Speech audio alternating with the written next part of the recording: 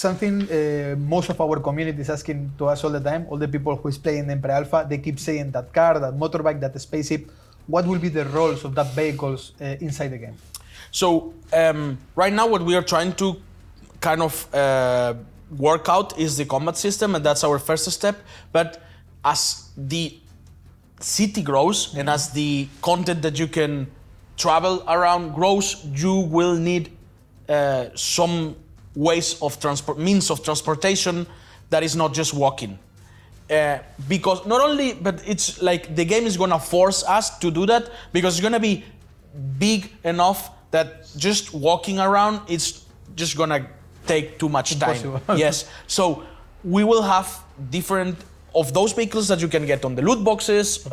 You will expect different features. So some of them are gonna be to travel inside the city and be faster, just get into point A to point B inside the city. But other ones are gonna be able to let you travel in zones, and other ones, the bigger ones, are gonna be able to travel outside the space, like outside the planet, because intergalactic. Yeah, and because what like we want, since it's gonna be a game that is gonna be based a lot into exploration, we want users to be able to drive ships, jump into a ship and just go to explore the galaxy. So they're gonna come. We want them to be in the game, but of course there is a lot of implications to create the ships. So you have to create all the physics for the ships, you have to create all the space outside the planet, so there's a lot of going on, but we will get there.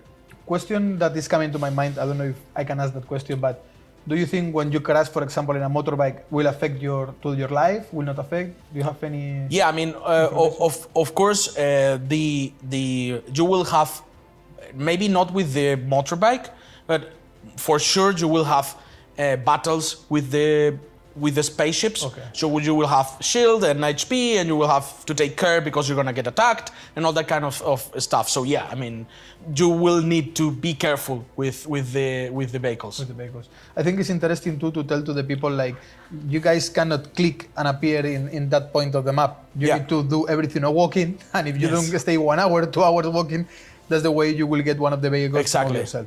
So this is very interesting, and for me, I'm more fan of the vehicles and interaction. So yeah, I of course I love the PvP, but I really enjoy the take a vehicle, go to another place. Do you think will be possible even to shoot from one of the vehicles? Yeah, I mean, of course, in the space battles, you're gonna be able to battle with your ship. Okay. So you're gonna shoot. You're gonna have to manage HP, shield, whatever. So yeah, but one thing about talking about the vehicles and stuff, for us, another thing that is important. We started as a one game, one name, by the way, but then we started to get other games into our ecosystem. So now we have Razor Loop, we have Andron waifus, we have Warlands with us. So there are a lot of games that are in the same ecosystem, all using the same token. But the thing is that we want our NFTs to be also interoperable. So maybe in the future, or most probably I can say, the vehicles on Outer Ring are gonna be able to be used in Razor Loop.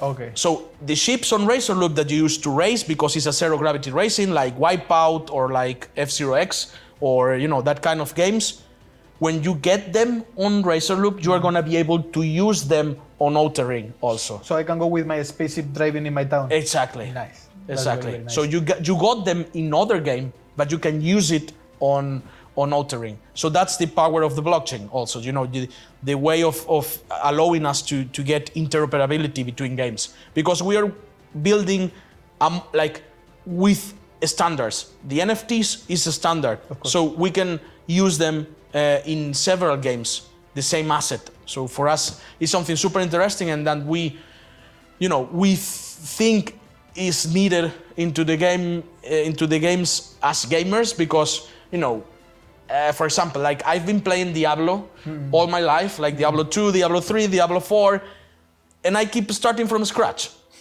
even if it's from the same company, even if it's the same game or the continuation to that game. But I just raised a character to 100 level in Diablo 2, and then I start from scratch on Diablo 3, and then I do the same on Diablo 3, and I start from scratch on Diablo 4.